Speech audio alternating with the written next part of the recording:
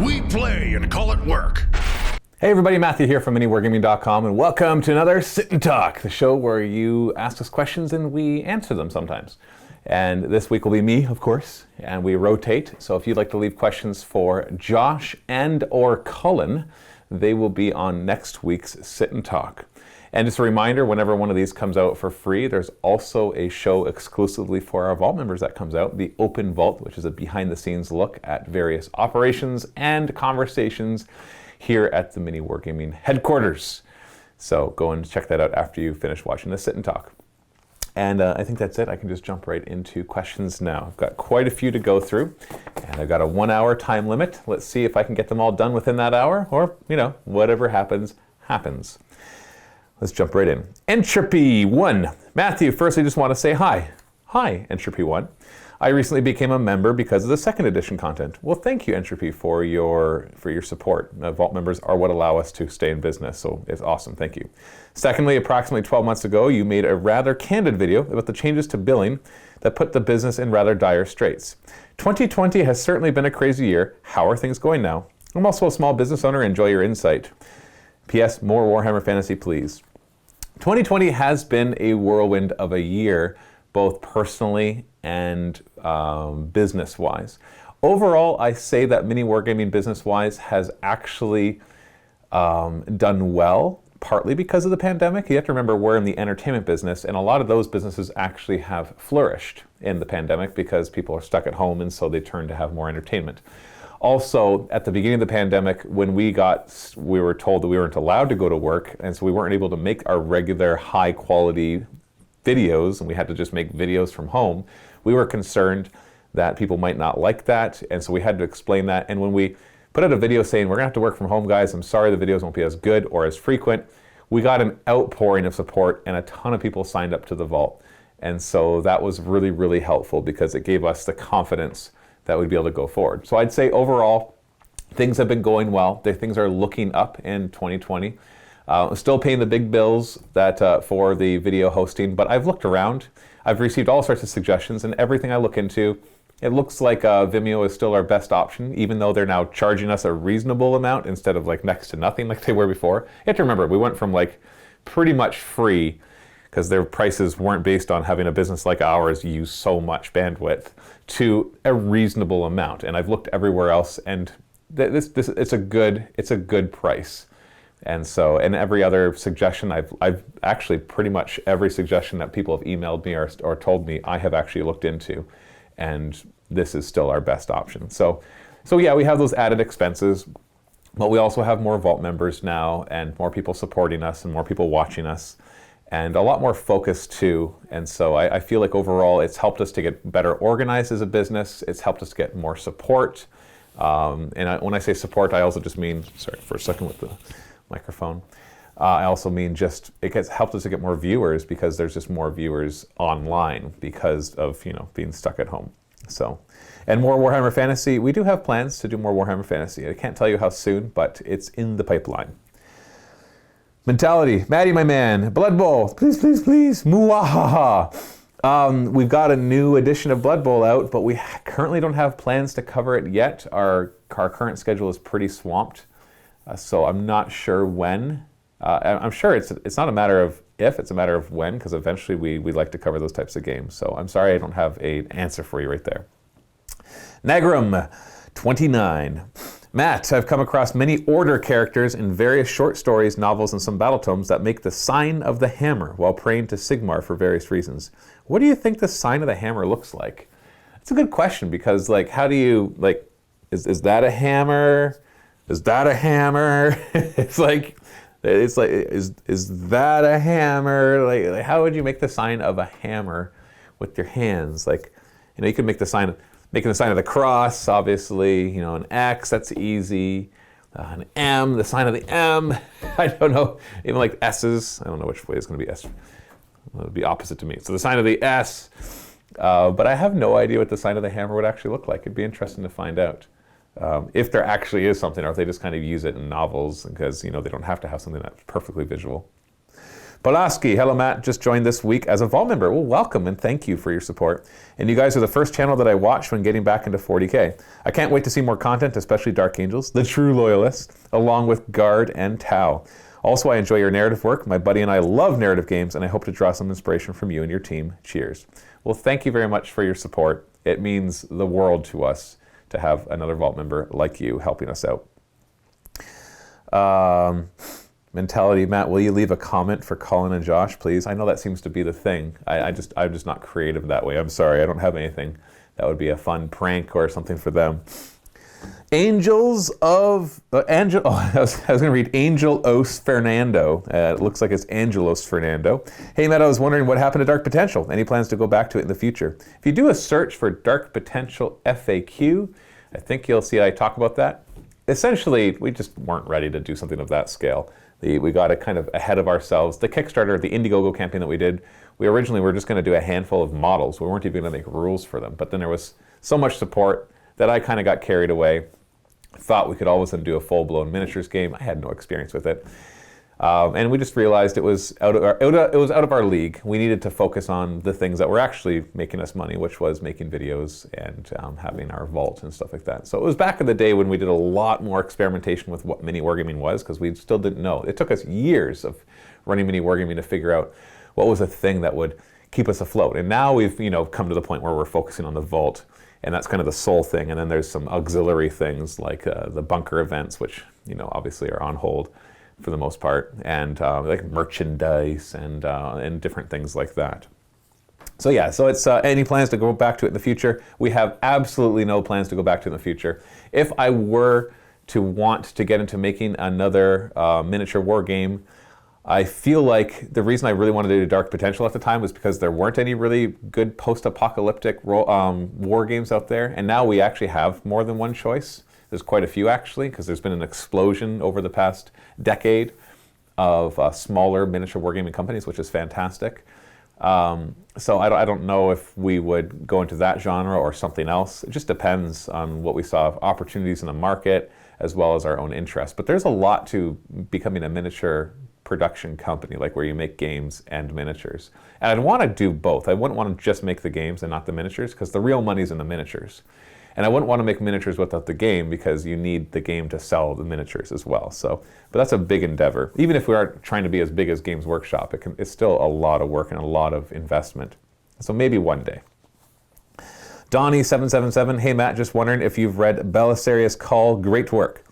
It's a good book on Genestealer Cult and Tyranids, really worth a read.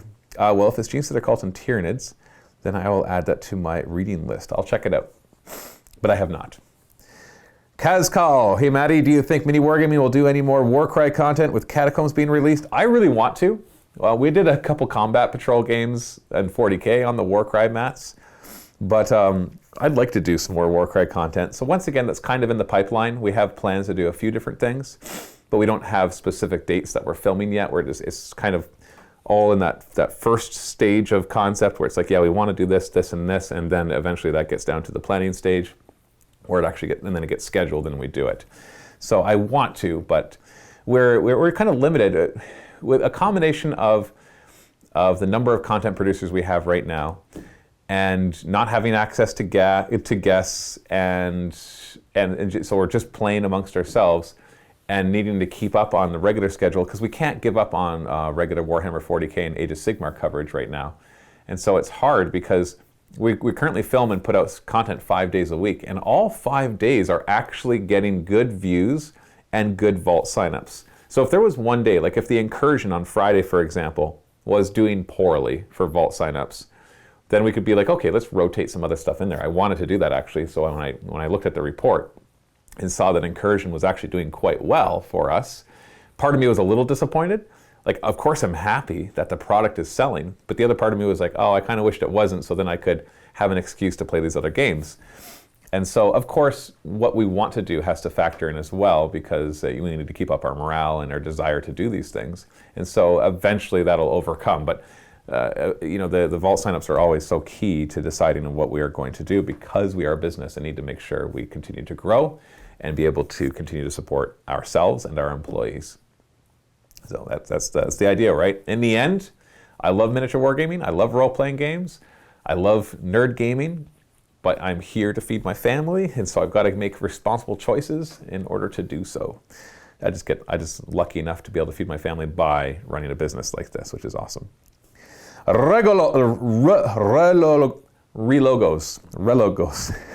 I don't know why that was so hard to say. Hey Matt, how's life? Are you excited for the long-awaited sequel to 2020, the 2021, The Reckoning? I know many people can hardly wait for this year to end, and Cyberpunk 2077, but that's just another can of worms. How about you? It's, it all kind of blends together now. I've seen news that there's hopes for some good vaccines. There's some that are passing through the clinical trials right now, and so we could see a vaccine kind of, I've seen various sources saying in Canada we could all be, anybody who wants to be vaccinated could be vaccinated by the end of 2021. That's still like over the next year. So 2021 could see the turnaround there, but I mean, like, other crap can happen. So in politics or in foreign relations, or in, there could be a mutation to the coronavirus, and then all of a sudden the vaccine is totally useless and we go through all this again. And it's already, it's still here, and it's still bad, and it's all everybody talks about, and that's why I try not to talk about it too much, because it's already overdone, and it sucks, obviously. Sucks bad for the most part. Like, as much as it's helped our business, if I could have given a choice of whether we had a pandemic or not, I would still say no. I'd rather take the hit to my business than have all this misery and suffering. But, misery and suffering also serves its purposes and helps us to grow and to learn. So that's humanity, that's mortality, that's what, that's part of life, is going through difficult challenges so that we can grow. So am I looking forward to 2021? Yes and no. I'm looking forward to winter being over. I know it's just getting started, but I already want it to be over. I don't like winter. So, as always, keep up the good work, and all the best to you and the Mini Wargaming crew and associates. Well, thank you. Kazansky! Hey Matt, is it true that you get so worked up about Blood Bowl that it forces Mini Wargaming to abandon the game? The last time we didn't finish the Blood Bowl season was because the pandemic happened in the middle of it, all right? Nothing to do with the fact that I was getting worked up after every game. Blood Bowl is the game I love to hate. It's such a good game, and it drives me bonkers, because miniature wargaming by its very nature is random because you're rolling dice. But Blood Bowl is so close to perfection in a game of chess like football that the dice being random drives me insane. Because it's a D6 system, once again, so it just swings like crazy. You think that your guys, when their 2+ reroll, will be able to do it, and you roll a 1, then a 1. Then you watch your opponent do something on a 5+, followed by a 6+, followed by a 4+. That shouldn't happen, and it's just my statistical brain, which some people make fun of, just goes nuts. And so I try, and it was the last Blood Bowl season. I'm like, I'm going to choose an army that I just don't care about. I'm just going to have fun. Kind of like how Steve chose like the halflings, right? You just, if you win a game, it's like a pleasant surprise. And it turned out they actually did kind of okay. But then I looked around, and the army we had painted was lizardmen, and it turns out that they're actually kind of good. So then it got me into the mindset of trying to play them well, and then that just frustrated me when they wouldn't play the way I wanted them to, and that was just really annoying. So yeah, Blood Bowl is just, it messes with my head. Do you plan to take fantasy football anger management courses in order to provide us this beautiful content again? Blood Bowl and Mini Wargaming is hands down the best stuff from a personality dynamics point of view your guys have ever created. Love it. It does definitely bring out some interesting personality quirks and a lot of fun and yelling and screaming and all sorts of goodness too. Like I said before, there probably will be more Blood Bowl content, don't worry. Zachman, hey Matt, long time ago lurker here who is just now getting back into the hobby. I'm glad to see that yourself and Dave are still in the business and are doing well. How are Dan, Owen, and Jay? I actually don't know. I know Owen is still making, I think Owen is still making videos, like with Ash, and I haven't had a chance to look into that. Every once in a while I'll look into kind of like the market and looking at all the different YouTube channels, but I haven't in a while. Dan, at the same time, I know he's still out in Alberta, that's all I can say. I don't really know what's going on with him. Jay, I actually have no idea, so I apologize. And so I have no updates for you. GBC343, hi Matt, I hope you are well. I am. This sniffing that you always hear me, that's just a constant thing that I have. My nose is, it's, what do you call that? It's not deviated, but it's partially shut. So I'm always sniffing. And then I have allergies on top of that, so it's not the COVID. I was wondering if you reviewed that MetaWatch Warhammer community released a few weeks back. Steve and Luca and Josh keep an eye on that. I'm not really interested in watching closely the meta. I think that's hilarious to do something like that. It's fine for I'm not saying there's anything wrong with it. I just think it's funny. As many, including Steve, mentioned certain armies didn't make the list, specifically Beasts of Chaos, Sylvaneth, and Nighthaunt. Any thoughts or surprises from the results? Like, I have seen it. Any thoughts or surprises? There was no surprises. Like the thing is, the MetaWatch I think can be a little deceiving in telling you what is good and what isn't, because it's not so much the armies that are good, it's usually a specific build within the armies. For example, Carriage Run Overlords, while they are good, they were top in that list because of one specific build, which is the Barak, whatever, the one sub-faction that lets them jump or fly high in the hero phase, and then they have the spell in a bottle that they throw at you, and they use the Skaven one, and then they're all over the place, and they do that kind of stuff. And so like that list is doing well. It's not just Carriage on Overlords, and you see like Seraphim up there, but it's a specific list. So the MetaWatch, you got to be careful. It doesn't always tell you like who's the best army. It's usually which has the best current strong list build. And so that's why the MetaWatch is. Watching the meta like that is a little frustrating to me, because it kind of pushes that kind of play, which is this min-maxing, try to find the perfect list in there. And Warhammer 40k and Age of Sigmar, they're not designed to be that. Games Workshop can pretend that these games can be competitive, but really, in order to play competitively, you got to spend a lot of money and time on whatever happens to be the flavor of the month. They update the armies too often for you to really be serious about really following the meta, unless you have tons of money and time. And of course that's why they probably do it, because it'll help sell more models, and I get it. But at the same time I don't want this game to become too much like that, because I think War Machine was a lot like that, or I don't know right now. And that created, not everybody, there was plenty of people who were fun to play with, but there was kind of a toxicity to it that I think really hurt them in the long run. And that it attracted the type of person who's not there necessarily to create a cool narrative, but to just try to find that perfect list. And in War Machine that was a little more, it wasn't quite as expensive to do that, but in 40k it can be. Like within a matter of a year, like just a year ago, just a little over a year ago, Genestealer cults could be top, you could be considered top of the meta with certain builds. And then between Chapter Approved 2019 coming out, which nerfed a bunch of stuff in them, and then the new Space Marine stuff coming out, they're now bottom tier. So if I was a normal player and not a business owner with a hallway full of miniatures and terrain, and I had spent thousands of dollars and hundreds of hours building up a Genestealer cult list, I would be super frustrated right now. I am super frustrated right now, and I'm not even one of those people. I'm frustrated that I can't build, because Genestealer cults and Tyranids to me are just the coolest armies, and I can create such thematic looking lists and neat looking things, but they don't really work even if a Space Marine player brings average stuff. And so having this idea that, we're going to do the meta watch to see what people are currently doing. Like I watch StarCraft 2 battle reports. You want to see like good meta, that's there, but they only have 3 armies. It's all digital, so if they make changes, it's not like people have to throw away or not use all these models that they currently painted. They just start producing that from the starport rather than the other thing. And so that's interesting meta changes, because they're like, oh, nobody uses battle cruisers, so let's buff battle cruisers a little bit, and now people will use them, and that makes the meta interesting. But in miniature war games, that's a little more toxic to the community, because, and it might be good for business, but I've said this before, what's good for business isn't always the best thing to do for the people, for your customers. Just because it makes you more money doesn't necessarily mean it's the best for customers. And that's a fine line to kind of walk, because you need to make money for sure, but if you're doing it at the expense of your customers, then you could argue that there's some ethical dilemma right there. And then I say argue because, in the end, it's just miniatures that you can choose not to play. This is not an essential product like food or housing or things like that. But I don't enjoy the idea of really pushing the idea of super competitive play. And I feel like 9th edition kind of swung too far that way with their scenarios.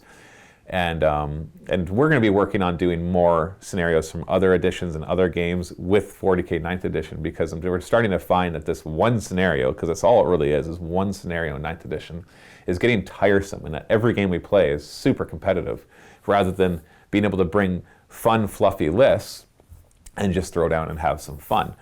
And it swung, because before, all the missions like the Maelstrom of War and Eternal War couldn't be considered competitive because they were a little, especially the Maelstrom, were too random, and so the tournaments had to then change it. So I've talked about this in the Open Vault today, and I've talked about it in a post game on one of the battle reports you'll be seeing soon, so I don't want to talk about this too much. But basically, I'm not a fan of really focusing on that aspect of the game. I'd rather see them really focus on, and they do focus on the narrative aspect of the game, don't get me wrong, but just not in the scenarios, basically in the way that you play. Like they come out with more narrative, but then your only scenarios, unless you want to go for some super unbalanced narrative scenarios, are just the ones in the rule book or the Grand Tournament book, which are pretty much identical. I know that they're different and they do tweaks, but they're pretty much the same thing. Hold these objectives and choose the same secondaries. And so I'm not a big fan of that. I'd rather not focus on the meta of the game and just have fun with it. But what the real problem I have is that these games are ridiculously unbalanced, and that's okay. But then to go in and pretend that, let's do meta watch to see what's really good. It's like, well, you're the ones that created what's really good. So it seems a little trite to be like, oh, look, Space Marines are top of the meta. No way, cool, these players have figured it out. It's like, no, you made them the top of the meta. You're the one that made their rules super overpowered. So of course they're the top of the meta. It's like McDonald's telling you which hamburger tastes the best and which one you should buy. It's like, well, you're the ones making the hamburgers. Like, it's just a weird thing. Like, you almost need like a third party to do that. I have nothing against them doing it. Like, it's fine. I guess I do have something against them doing it. I shouldn't say that. I don't know. I know they got to do what's good for their company, but I guess there's a bit of fatigue to the rapid release schedule, which is good for our business, by the way. So I'm not even talking about business-wise. It's good to have rapid releases because that keeps people coming back and watching our videos. But even then, I'm still getting tired of it. It's just like, wow, this is so fast.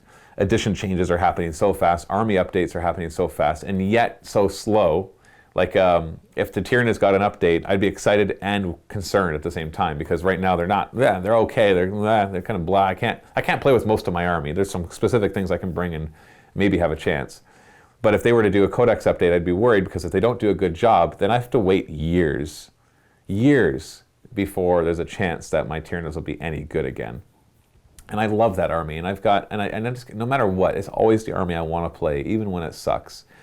And so I just wish that, that kind of stuff wouldn't happen. Anyways, that was a long rant. So let's move on. Rogue 5, hey Matt, love the work you guys do. Keep it up, thank you. I'm a fledgling Age of Sigmar fan, yet to field my Skaven in battle. Yet to field my Skaven in battle. Watching the battle reports here has pretty much taught me how to play the game. I have a question regarding models and bases, principally giant rats. I have used the rats that come with the Plague Monk kits to create a unit, but have gone with 2 rats per base. Can I treat these as 2 models for wounds attacks purposes, or do they only count as 1 model because they share a base? If they're on the same size base as 1 rat, definitely 1 model. A game of Age of Sigmar, the base, particular 40K as well, but not as much. Age of Sigmar, the base sizes is a huge part of the game. In fact, it should actually be on their stat sheet because it's that significant. The being on a 25 millimeter base as opposed to 32 millimeter base, for example, is a buff. Because on 25 millimeter bases with your 1-inch range of your weapons, which is your typical range, then the second rank can attack as well, because if they're touching the guy who's touching the model, then they're within an inch. Whereas the moment you're on 32 mil bases, you need 2-inch reach to be able to get that second rank in. And so to treat 2 guys on the same base, you're going to be able to get even more attacks on your opponent than you really should. So I would say definitely don't count that. I wouldn't have never have modeled it that way to begin with. I know it might look cool, but it really doesn't work in the game, because their 25 mil bases should have 1 rat on them. But at the very least, you need to treat them as 1 model with 1 wound, like as if it was 1 rat. Also, as I have not played a competitive battle yet, is there an easy way of making notes during play and keeping track of buffs, debuffs, etc.? Thanks again for your sterling work and excellent content. Lloyd in Southampton, UK. It shouldn't be too hard to keep track of buffs and debuffs. I use little tokens, just little gems or whatever things you want to put on it. usually red for bad and blue for good. There's not usually so many that I would forget which one was which. But that's all I do. Big Mikey, Matt, Steve said we should ask about how much you love Blood Bowl. Please tell. I already talked about that. Also, would it be possible to have mini Wargaming Codex supplement reviews added to the Spotify playlist? Keep on being awesome. I hadn't ever really thought of that. There's not a ton of people that go on our Spotify, but I'll take a look at that. Xenoscum. Hi, Matthew. I have a question. With Vito no longer being part of the mini Wargaming team, are there any plans to continue or restart the Rise of Crossbows campaign? Not right now. I know we were kind of like left it on a cliffhanger. We were supposed to do one more episode. Where we ended was, it could be considered an end of season kind of cliffhanger, and maybe we'll continue it later. But unfortunately, there are no plans to finish that campaign, and I do apologize. Between the pandemic and then Vito no longer working here, kind of kiboshed that. And it's not Vito's fault. Like, we could have done it afterwards, and I was having a hard time just going back to it and finishing it. And then when he stopped working here, that kind of sealed that fate. I'm a huge fan and love all your content. Keep up the good work. Thank you, Xenoscum. Vocanoctum.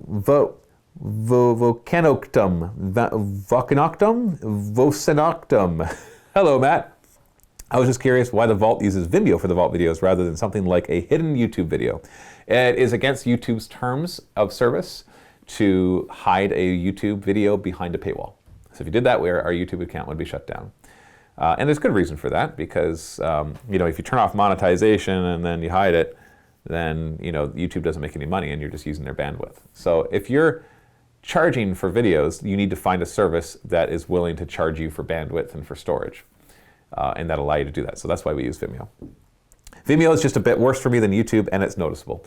I'll tell you though, out of all the options out there, pretty much Vimeo is the best, not YouTube.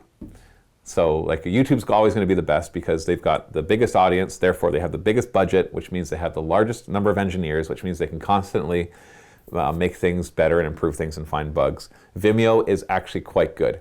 Unfortunately, it's not as good as YouTube, and so people do notice that. And so for some people, especially if you have older computers, not just older computers, there's other little things that could be little compatibility problems. It does cause some problems, but it's still our best bet within the budget that we can have. Like, I know of better things that we could use, but we're talking about going from like the amount that we pay for Vimeo, and we could easily 5 to 10 tuple the cost of our video hosting and storage to get those better things. And you might think, oh, no, this service that I use works really well, you should use this one.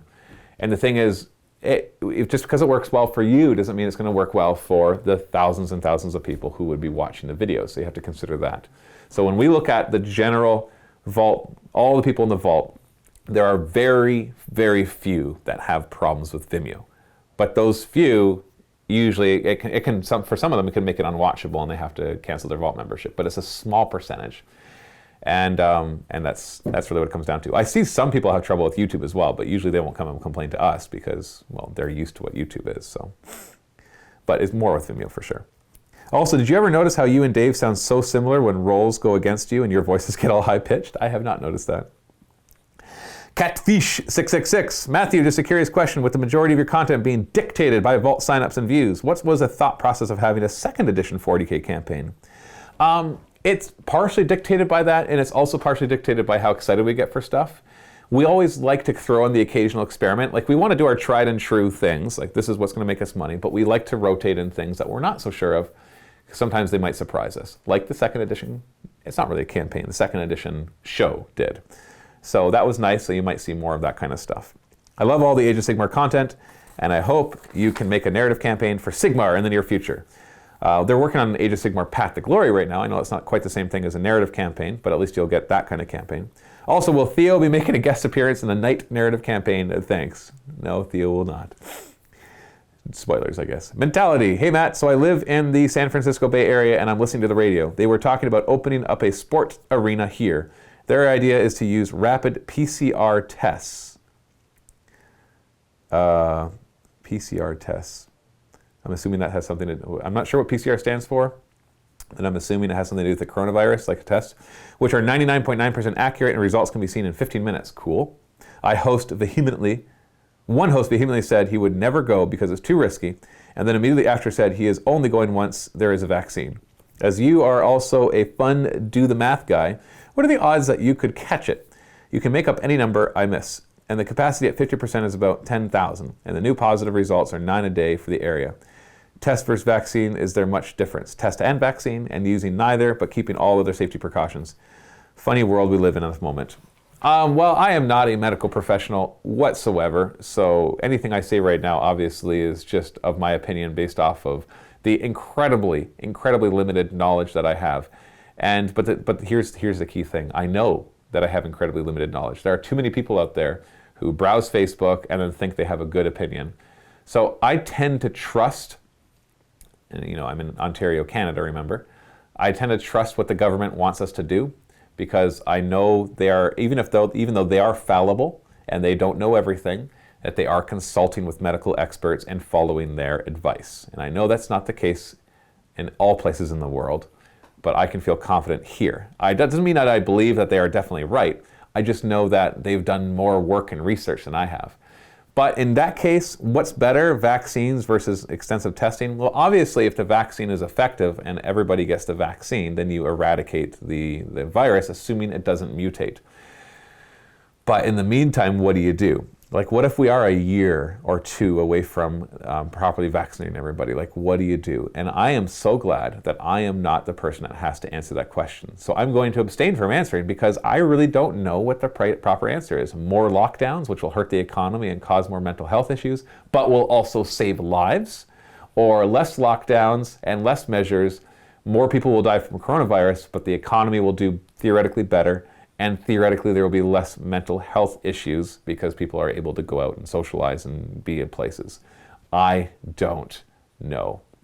I am happy to leave that to people who have access to the resources to learn about it, and then do my best to follow their guidelines. And if you think that makes me a sheep, well, if you'd like to try to figure out every last aspect of your life, you're going to be a paranoid, stressed out, anxious, or anxiety-ridden person all of your life. You've got to be able to rely on some experts in areas. Like, do your own research, of course, but remember that on the internet, research is biased, and if you're on Facebook, then you're already in the wrong place, because you're in your own little echo chamber. The moment you look at a few posts on the right-wing side, then all you'll get is posts about the right-wing side. The moment you look at a few videos on left-wing side, then all you'll get are videos on the left-wing side, and you'll just be in your own little echo chamber thinking this is the way the world operates, when it may or may not actually operate at all like that. So you got to be very, very, very careful. And so, I think I can say with some confidence that in Ontario, our provincial government, Doug Ford, is doing his best to do what is right. That doesn't necessarily mean it is what's right, and I acknowledge that, and people can be for or against Doug Ford and for or against what he says, that's fine, but I do believe he's trying to do what is right. And so that's what I would base it off of. So I don't know at all, and I know I just got into politics, and some people might not like what I just said. And I'm sure some people would call me a sheeple.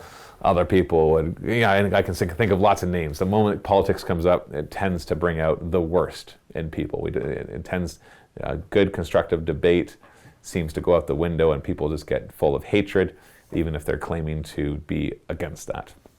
So it's a hard subject, and I'm happy to have and not be the person in charge. Not because I just want to throw away the responsibility, but because I know just how hard it would be to make those choices. The end. Folks, hello Matthew. What is your favorite Hive Fleet / cult from a narrative perspective and from a gameplay perspective? Ooh, okay. That's a good question. I like those questions. From a narrative perspective for Tyranids, Leviathan is pretty darn cool. I don't like the way they look. I don't like their color scheme, but I like just how they kind of came up, and they're all over the place. Whereas all the other Hive Fleets are kind of together, they're all over the place. For a narrative cult, I would have a hard time choosing my favorite, because when you read the lore on each of the cults, it's like, oh, that's cool. If I had to choose one, I don't know. Oh, I'm getting a brain fart. What's the one that gives you the extra strength? And it's all about the changing their biology. Twisted Helix. Cult of the Twisted Helix. I think narratively is really, really cool. just how messed up it is. And then from a gameplay point of view, Hive Fleet, if you're not making your own, Kraken is powerful because it's nice and fast. Kronos is good for shooting. It really comes down to what I'm trying to do. If I'm trying to do a fast, close combat army, then Kraken. If I'm doing a shooting army, it would be Kronos. If I have kind of a mix, then I might do a custom Hive Fleet. For the cult creeds, obviously Cult of the Four-Armed Emperor has a lot of perks, giving the bonuses to advance and charge, and also getting access to a stratagem that turns off your opponent's stratagems. That's a powerful one. But personally, I think I enjoy more of either Pauper Princes, which is re-rolling hits when you charge or are charged. I also enjoy like the Rusted Claw and the Twisted Helix. I actually really like pretty much all the cults gameplay-wise. But if like you're really down try-hard mode, you're usually doing Cult of the Four-Armed Emperor. Frejan, hello Matt, will you increase the video resolution anytime soon? You mean from 1080p? All our cameras don't do 4K, and I don't think we're at a point yet where 4K would really improve the experience of watching our videos. Like it'll just be extra storage space, and I don't think our videos are not the type of videos that you're going to be watching on an IMAX screen or on an enormous TV. I know some people might watch it on a big TV because that's just where you watch your YouTube videos and stuff. But for the most part, it's not the experience you need. It's kind of like 3D, like how all movies do 3D now. It's like, 99% of those movies, 3D does nothing for the movie except make it more expensive to go watch in the theater.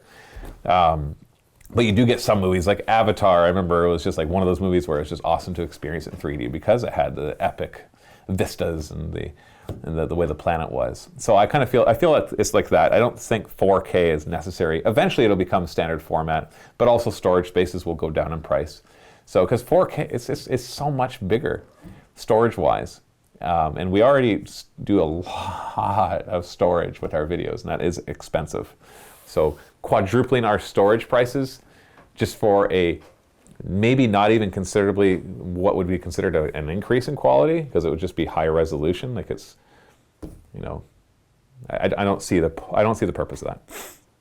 So no, we won't be improving that anytime soon. At least with no plans. Gotta make sure I stay on schedule. Oof, taking a lot longer to get through these questions. I might not get through them all. Cactustu. Hey Matt, when you first started mini wargaming from a business perspective, what was it like starting from essentially nothing and trying to go from there? Oh, it was a lot of hard work. I had another business at the time that was in marketing, and so that funded mini wargaming, and Dave worked for free for a while, quite a long while actually. It was hard. I wanted to throw in the towel several times. It took us 6 years before we went into the black, and that's when we maybe it was 7 years. That's when we shut down our store and focused on the vault. That finally got us into the black, because we finally, for the first time ever, got out of debt. It was really hard, exciting, and stressful, but that's what starting a business is like. If you're up for the risk, then you got to realize it's going to take years. You might get lucky and it'll take less, but you also might be unlucky and it doesn't work at all. So take your pick. It's something I've always wanted to do. I want to be my own boss. Some people have the entrepreneur gene. That's not a good or a bad thing. You need entrepreneurs and you need workers. You can't have one without the other. If everybody was a worker, then nothing would get invented. If everybody was an entrepreneur, nothing would get done once it was invented. Like, you need both sides of that spectrum. So, the Dramak. Hello Matthew, the preview of the Battle Force boxes came out this week, and one of them is a Tyranid Force. As there are always good deals money-wise, would you recommend this box for new players and or to complete an army, and why? Thanks. I actually haven't looked at the composition of it, nor the price, so I can't make a recommendation, except to calculate the price of the models individually, and if it's cheaper and you want those models, then yay! Just remember though that if there are a bunch of models in there that you wouldn't otherwise purchase, then you're not saving money. It's like when you go to any 2-for-1 kind of like a buy one, get one free kind of thing. You're like, ooh, that's a good deal. But if you were never going to buy two, then it's just getting you to buy two for 50% of each price. And you might think, wow, that's still a good deal. But it's not a deal. You weren't going to buy that second one, so that's money out of your pocket. Anyway, you might think, well, no, it's not money because I would have bought one. But maybe you wouldn't have bought one at full price. You would have waited for it to go on sale, even for 20% off. So if you want everything in the box, or another way you can look at it is you look at the box and say, these are the things I want, and add up their price. And if that price is greater than the box or equal to the box price or pretty darn close, then you can be like, sure, I'll buy the box because then essentially I'm getting the rest of these models for free. So that's how I would decide for myself if they were worth having. Zlo Nando, hey Matt, with my 1-year-old daughter, congratulations, we love watching your battle reports, but my wife is against it, as I believe she's afraid that her little Diana will grow up nerdy as her dad. Any recommendations to lift this semi-ban and finally be able to openly stream mini Wargaming's content all over the house? Hugs! I don't know. See, my wife is a nerd, so it's great. We play Dungeons and Dragons every week. We play we haven't had as much time to play lots of board games, but we used to play lots of board games and geek board games, not like Monopoly and stuff like that, but like geek board games. So I've never had to deal with a wife who is not a nerd, because I only have ever had one, and she is totally a nerd. So good luck, and I'm sorry that she's not a nerd. Miso, hey Matt, as a businessman, which other businessmen do you admire and why? Good question. I can't say there's any in particular that I admire. Well, okay, well that's not true. My father, he is a contractor. He's been in business for over 30 years now. And I learned a lot from him about the value of hard work, integrity, and honesty. And there's a contractor, remember, so that's not normal. and just persevering through good and bad years, because he had plenty of bad years.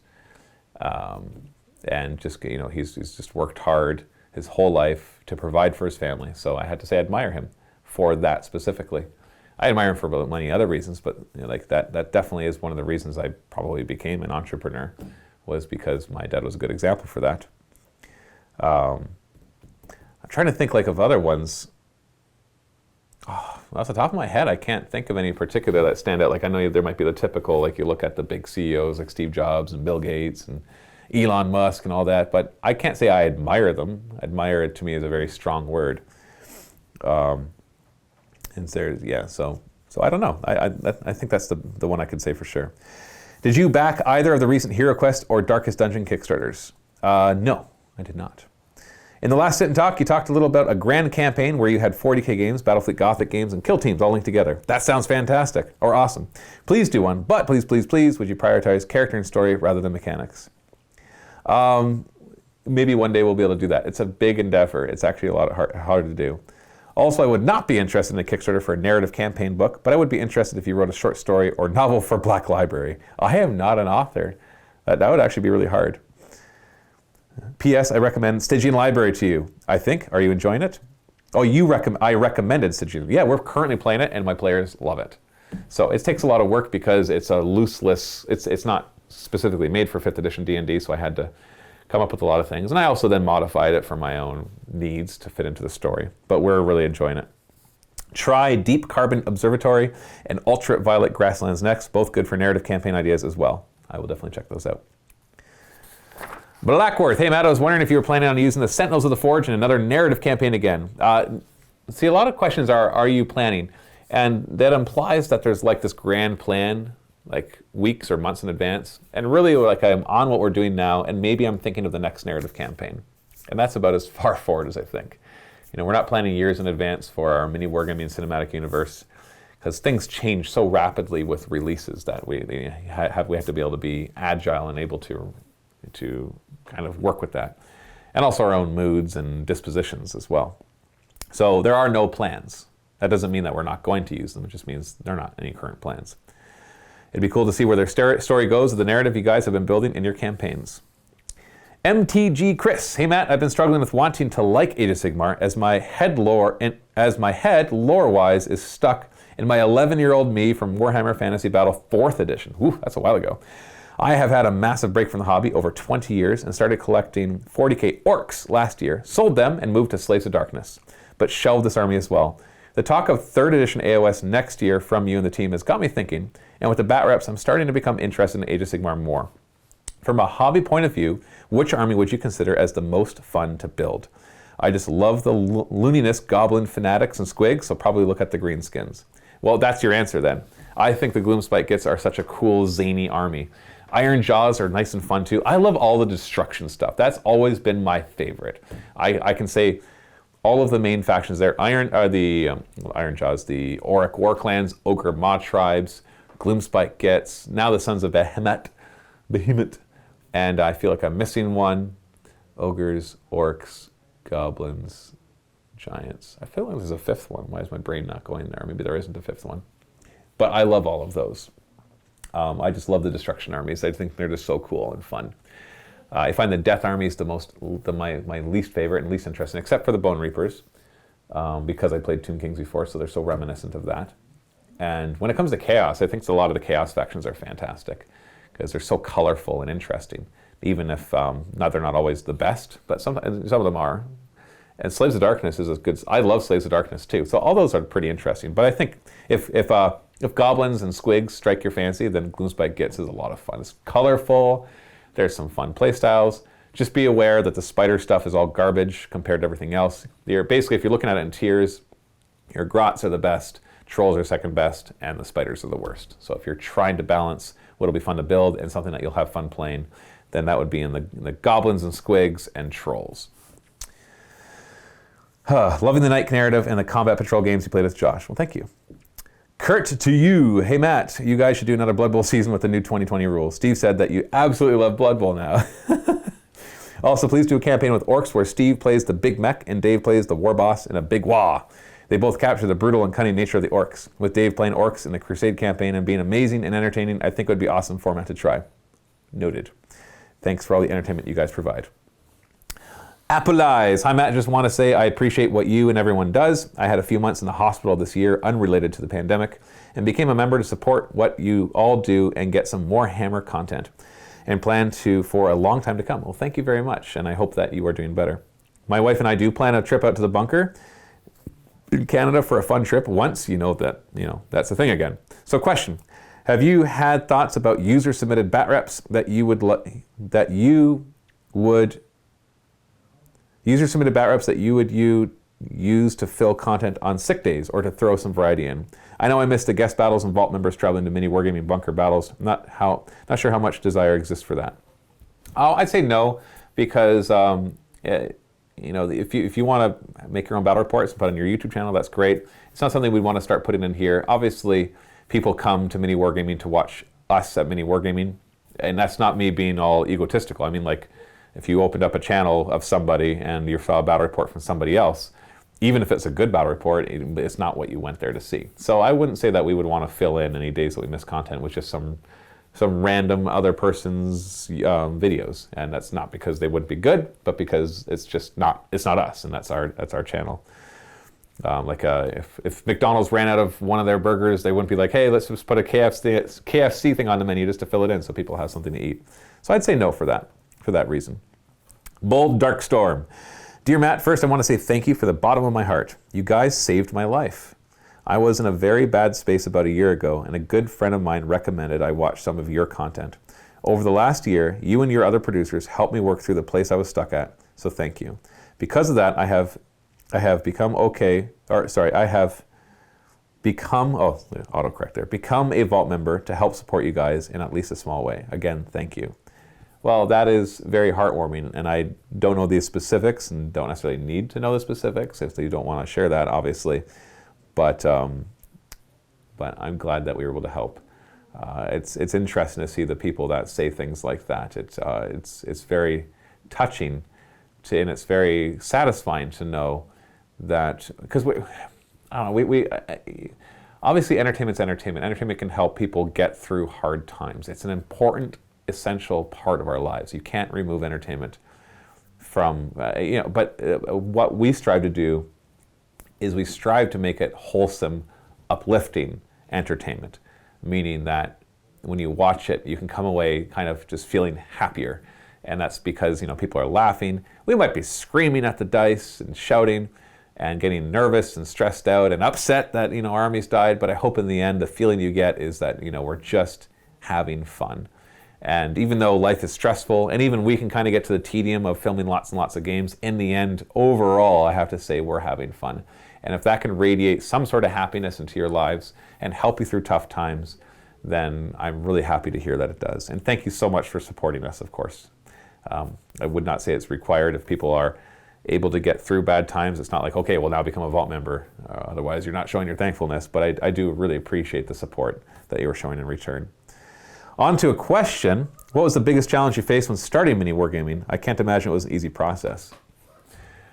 The biggest challenge was figuring out how we were going to make money. The original intent of Mini Wargaming was to be an online wargaming store.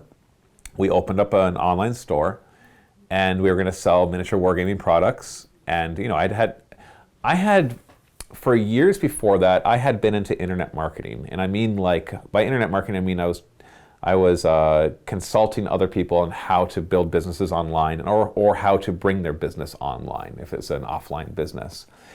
And over that course of that, there's two things that were starting to gain in popularity, and one was e-commerce. Yes, eBay existed and Amazon existed at the time, but not to the scale that they exist today. And the other one was video marketing, because back then bandwidth was still limited for most people. Most people are still up on dial-up. And so you couldn't do lots of video stuff because, well, anybody on dial-up can't really watch videos. And even those on higher speed internet, like, still was pretty low bit rates. But up until then, if you wanted to do videos, you had to pay services to host your videos, and you had to pay for that. But whereas things like YouTube and Dailymotion and Blip and some, as happens in any economic bubble, a ton of these companies kind of rose up to offer free services. In exchange, they would put advertising on the videos. And so I saw an opportunity there. I'm like, well, what if, because Dave wanted to start a business, and he's always wanted to be an actor, and he loves being in front of the camera. I'm like, well, what if you made fun videos about miniature wargaming, and we use that to funnel traffic to our online store, and we sold products. So the struggle was figuring out how to make money. It took us months before we made any real money. Like, I remember we were 10 months in, and I think we had sold $20,000 worth of miniature wargaming products in that time. If that sounds like a lot, it's not. There's very, very small margins. And then we decided to try out some techniques. So we did a big sale, and we sold $20,000 worth of products in a week. And that kind of was like, oh, cool. So people really, they buy into this kind of marketing. And so we tried to improve our marketing for that. But we still struggled over the years, because any money we did make, we had to keep adding to our inventory, and our inventory got bigger and bigger and bigger until it was over $100,000 of inventory, which, today it doesn't sound like a lot, but back then, all our money was tied up. We were probably $70,000 or $80,000 in debt. We had $100,000 of inventory, and we were technically profitable, and so we were paying corporate taxes, but the profit was all going into buying more inventory, because unlike seasonal places like clothing stores where they rotate their inventory, with miniature wargaming, when new products come out, rarely do they replace older products. It's rare. So for the most part, it's just an ever-growing need to grow your inventory rather than rotate your inventory like a more traditional retail can do to save money and to keep money from being tied up. And so that was really hard. We started the Vault short time after that, but it was like $20 a month, and you got to see our videos early. And we tried, will advertising be the answer? So the biggest struggle was figuring out which thing was going to make us money. And it took years, probably because YouTube was still a fledgling business as well. And we really grew. Like, if you look at our growth, it matches YouTube's growth. So not that we're as big as YouTube, but if they grew by 50% one year, we grew by 50% as well. And so we have the YouTube to thank a lot for the growth of our business, because as more people came online and started watching videos, they would find our videos, and that would grow our business. But it was always a struggle, and it took years. And finally, when Games Workshop made the decision to stop Canadian retailers from selling online, that's when we shut down the store. The Vault was going, but was not making enough money to cover all of our employees. And so we made a video about that, and we got so much support that within 6 months, we finally got into the black. Selling all our inventory as well really helped, because it allowed us to pay off all of our debt. So all of a sudden, we were out of debt and making enough money to actually turn a bit of a profit. And it hasn't been like perfect ever since. We've had good years and bad years. We've had times of growth and times of not growth with the Mini Wargaming Vault. But that's always been the big thing. And now kind of the biggest struggle that we're having is to make sure that we, even though we've kind of settled into a routine, that we still make room for innovation, because we can't just keep doing the same thing forever, because eventually new things will be better, right? Like for example, coming up with doing narrative campaigns, that was something that we tried out and turned out to be a big success. And so now we do narrative campaigns, but we're always looking for what's that next thing that we can do that'll really, the next format or next type of videos that people really want and they want to see, while still maintaining the things that we do. So that was the biggest thing, figuring out how the business was going to make money. And we tried so many different things before we kind of settled in on what worked. And it might have just been a matter of time too, because maybe we were just a little ahead of our time to try to have videos be something that made us money. But that also gave us the edge of having been around a long time and built up subscribers and everything else too. What are we doing for time? Oh, I'm almost out of time. I'm definitely not going to get up through all the questions. I apologize. Still have several pages more to go.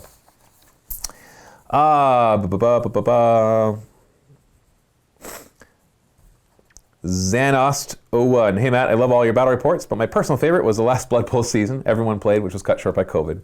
It was so much fun, it actually got me to purchase a video game to play. Steve alluded in his last sit and talk that Mini Wargaming would probably not have another Blood Bowl season. Well, that's not true. But maybe because of me. I've already talked about this, so I'll just leave that. Demon Arrows. Hi, Matt. Is it too unreasonable a question to ask how much you guys spend on models and painting in an average month? Apologize if that's too intrusive. Just really curious. It varies from month to month. Some months it's more than others. I could easily say our budget's in the thousands of dollars, though. So I'll just leave it at that, because honestly, I don't have a perfect number for you anyways. Mr. Dinosaur, hey Matt, hope you are well and having a pleasant day. Due to COVID, I haven't been able to play any games since March. Ooh, rough. So thanks to you and Mini Wargaming for all your content. I play Tyranids and run warriors as troops. I know that you like the swarm-based army, but have you played a game where you have tried this out? No, not really, and I can tell you right now at the meta, if you play the 9th edition scenarios, it won't work. You need to be able to swarm the table with Ripper Swarms and Termagants. And then the rest of your army can be something that might have some fun.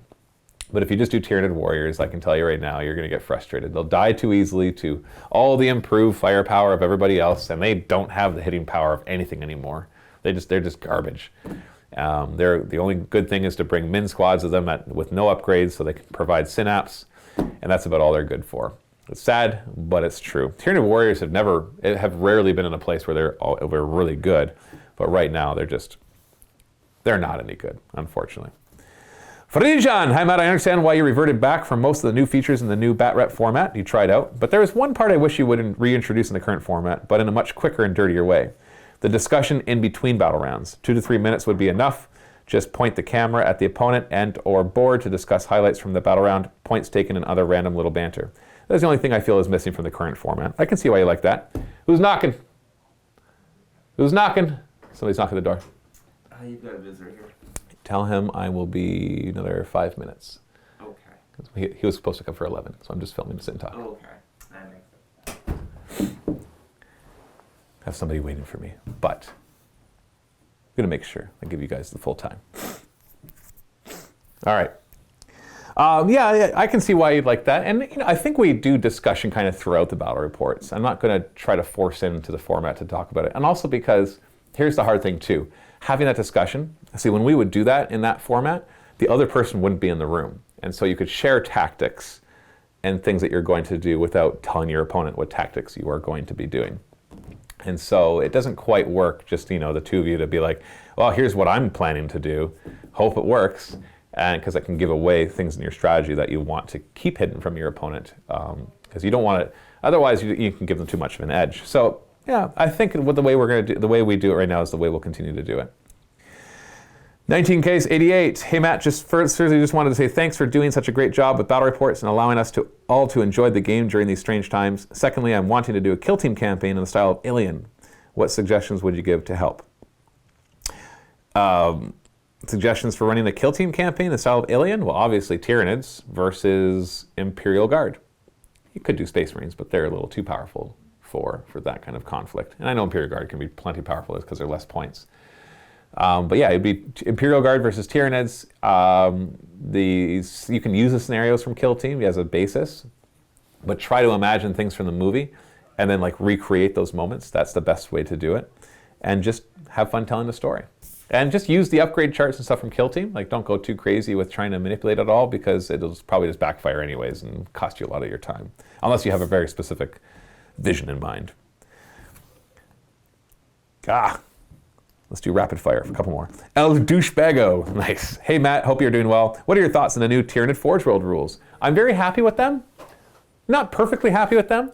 I have played the Hero Duels in a couple games and the Demacarons in one game, and I'm like, okay, these are now playable. They're not super powerful. I wish there was a couple more tweaks to them. For example, I wish the Demacaron and the Scythe Hero Duel had a multi-attack, because all they have right now is super powerful attacks. But they don't have, like if you think about an Imperial Knight, for example, they have like Reaper Chainsword, 6 damage attack, strength 14, -3, 6 damage. But they can also do their Titanic legs to get 12 attacks at strength 8. So I wish there was something similar for the Demacaron and the Scythe Hero Duel. Because right now they just have like 6 super strong attacks, so it makes them useless against pretty much everything except stronger things.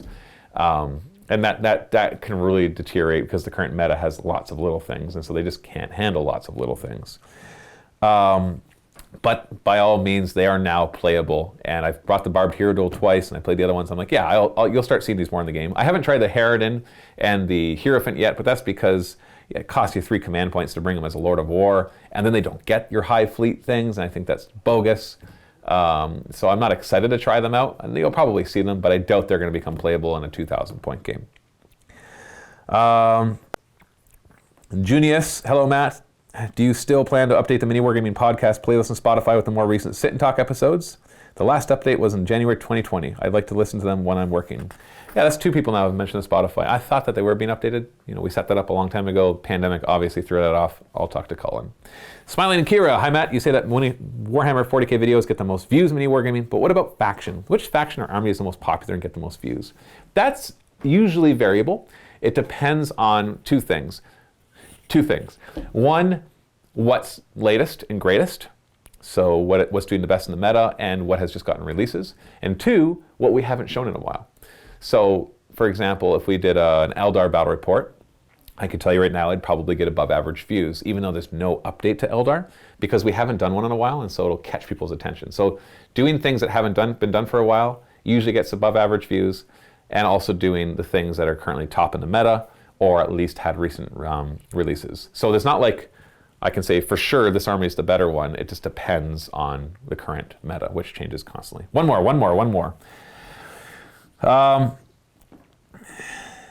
Nagarum29, another content producer, mentioned exhaustion starting to set in with the new 9th edition 40k missions and the impression they're essentially all the same mission. What are your current thoughts on 9th edition missions? I already covered that, but essentially I agree. They're great competitive tournament missions, but they get tiring if that's all you're playing, because most of the time you don't want to play competitive tournament missions, at least not us. We want to play more fun, randomized missions that allow you to bring more thematic lists and not be penalized for doing so. Thank you so much for joining me for this week's Sit and Talk. Remember, next week is Josh and Colin, so if you want to leave questions for them, just leave them in the comments below. And as always, happy wargaming.